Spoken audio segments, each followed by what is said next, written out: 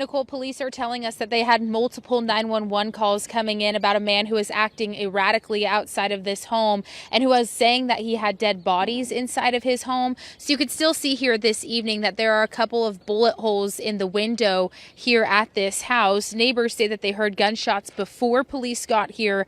They say this was a very chaotic situation.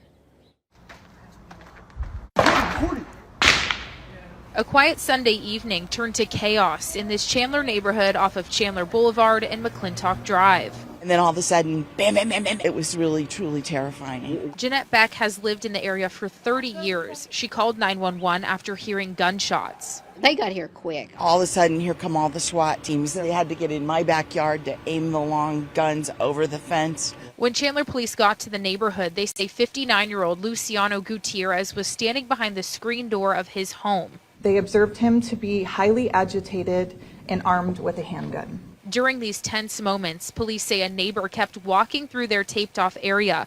Officers told him to leave for his safety, but he refused. Within minutes, police say Gutierrez stepped out of his house and raised his gun toward officers. 2 officers perceived an immediate threat and fired their weapons at the armed suspect, striking him. At the same time, police say a third officer saw a man who he believed was the suspect with an object in his hand. The subject began making movements indicative of a person with a weapon and pointing it towards the officers while the shooting was occurring.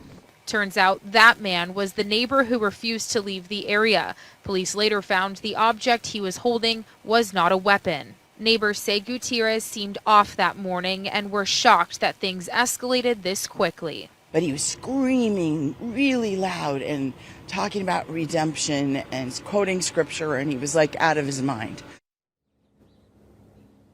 Now, police tell us that both of those men are still recovering tonight, but they are expected to be okay. As far as Gutierrez, he will face multiple charges of aggravated assault against a police officer. Police tell us that they are not sure if the neighbor will face any charges. We're live in Chandler tonight. I'm Holly Bach for Arizona's Family.